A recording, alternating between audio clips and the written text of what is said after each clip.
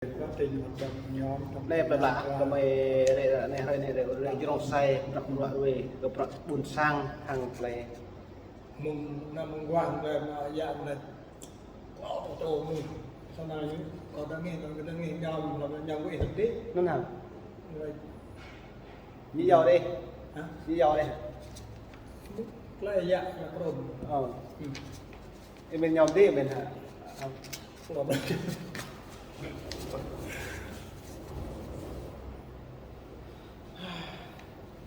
dạ mà nhưng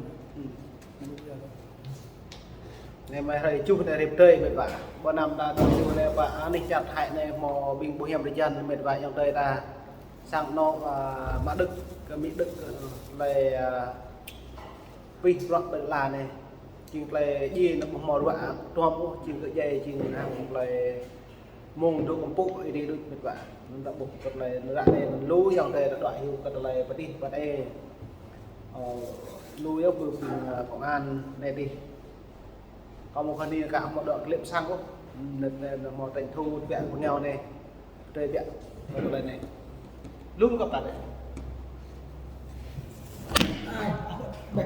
hóa để này cái đấy ông ồ từ bên đây từ đây cất cà phê hả cà phê không có nhúng đấy mình cấp tao đấy dùng xăm đấy vậy ok đi luôn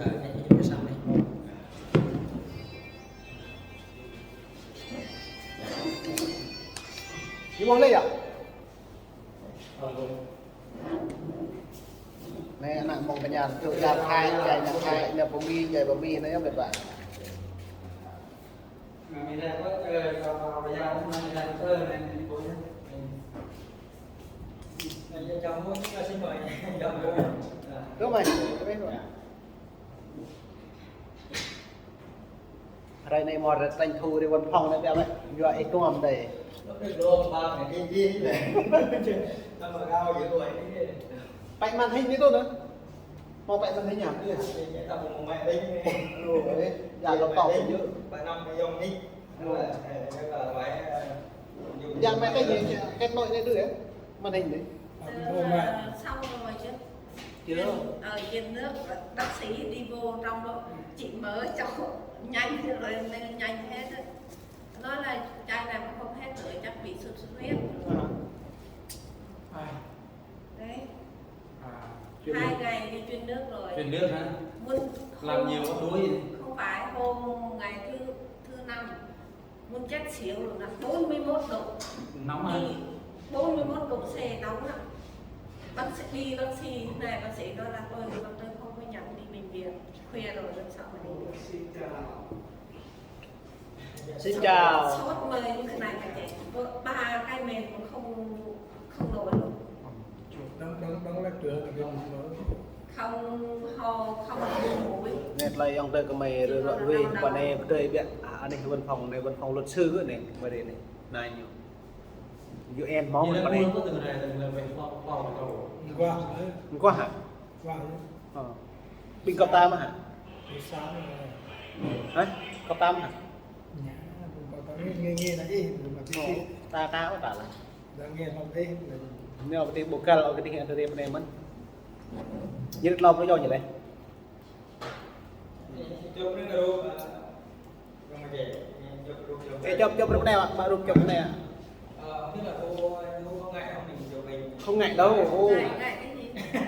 bây giờ anh chị bây giờ lên YouTube suốt rồi mà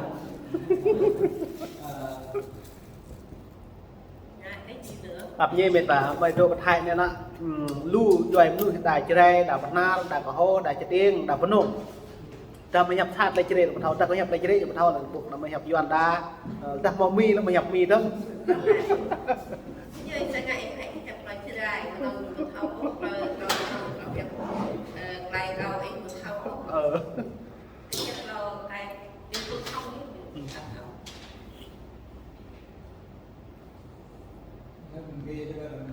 hôm bữa đi điệu đi chôn cho nhà bà đồ vừa rồi đấy 140.000 đắt đấy 140.000 bữa nay hả bữa nay đấy nhưng mà nói là giờ bán đi bán lại rốt cuộc cũng đi chôn cho mình anh em mình ở đây cho cái vừa rồi đấy chuyên mà dùng với dạ hạ cắt đấy vừa rồi đấy dạ mới rung đấy chỗ đó rẻ. cho đó để cho đó là 61.000 thôi. Mấy chỗ mà em nói là chỗ nợ nào mà đúng Chỗ mà đồ vừa rồi đấy mà em đồ vừa rồi đấy chết đuối đấy, chỗ kia là 140.000. ở đó là tại xa. Xa lắm, đi ít nhất là 3 tiếng cơ, đi 3 tiếng về 3 tiếng. Thứ nhất đó là mình tự đào hố của mình tự đào, bên này là người ta đào sẵn mình chơi bổ vô thôi. Mà Đức không chịu đấy.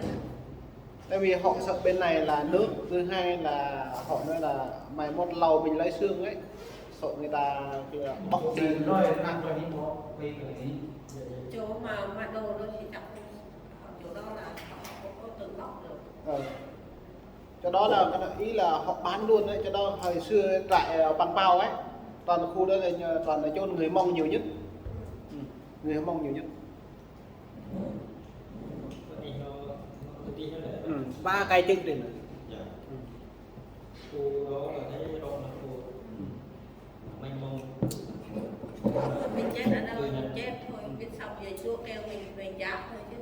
Nếu Nhưng mình là mình nói là nếu mình nghĩ là đơn giản thôi, bố cho nào miền là có đất là được, không cần chôn, không cần họ nói là miễn sau linh hồn mình về với chúa thôi mà không sợ gì đâu. Nhân hồn mới là cái nhân của nó. Chúa tạo nên bụi đất sẽ về với bụi đất thôi. Nhưng hay không mà hay đi không nhưng không.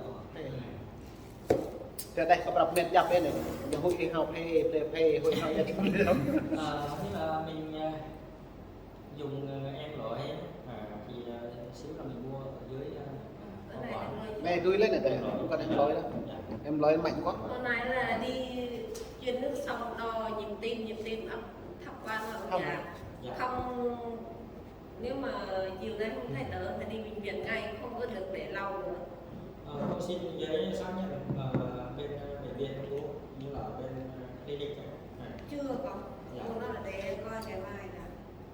Nếu mà mình đi lúc nãy chuyển nước gì ấy là mình phải xin giấy xác nhận của họ. Dạ, thì bất kể mình đi đâu á là Phải mò lại tấm lông đây à? đúng rồi. Hồi nãy là bà bác sĩ mà nói là có cần tôi xác nhận đưa giấy không, cô mới nói là để ngày mai này. Rồi có gì như thế nào đã. Thì cháu nghĩ rằng là ngày mai để vẫn lấy ngày mai, hôm nay lấy ngày hôm nay. Thì tí nữa nói ngày đi lấy có được không nào? Nhưng mà họ có cho không? Ví dụ mình thăm hôm qua là hôm nay đi lấy họ có cho không? Không, mấy hồi nãy này. Là có khi là mình đề cập là tên của mình nhé, mình cho họ. Chắc họ cho lấy. Mình xin lại. Chắc là nói này đi xin lại. Xin lại mình giữ lại. Bác nói là sợ mối. Nhưng mà BOC không giúp đâu, BOC tại vì bệnh viện nhà nước không giúp mà. Thì họ không giúp thì không có sao, như là mình có được giấy tờ thông tin của mình là BOC họ sẽ giữ lại. Nó liên quan đến hồ sơ tái định cư của mình ấy, trong tương lai. Lý lịch của mình là lịch sử của mình hay Đúng rồi. Họ giúp chỉ là một phần thôi, cái việc quan trọng đó là những thông tin liên quan đến họp xong chắc bách đất của mình nhé. nhiều cái khó khăn như thế nào ấy. chắc là tí nữa họp xong rồi cũng ra đi quay lại. Nó liên quan đến việc IOM trong tương lai là họ sẽ tiếp ra Rồi học hôm thứ sáu con sẽ cùng cô nhìn mạnh Linh cũng khách đường rồi đó. Bước chân như thế này, chỉ bước nhỏ thôi bị giống như bước đảo như thế này. Thì mình nhẹ quá lên. Ok. Ông già nói bà giống như con chó rồi khóc không nổi luôn đó. 4 cái màn, 3 cái màn như thế này là hết rồi. không biết là tức là mình có tiền lẻ không biết là cô có tiền lẻ không, như là tầm 100 ấy. Có. Nếu có thì cháu đổi xíu nữa là mình kết thúc Không có nhiều đâu con. cháu không có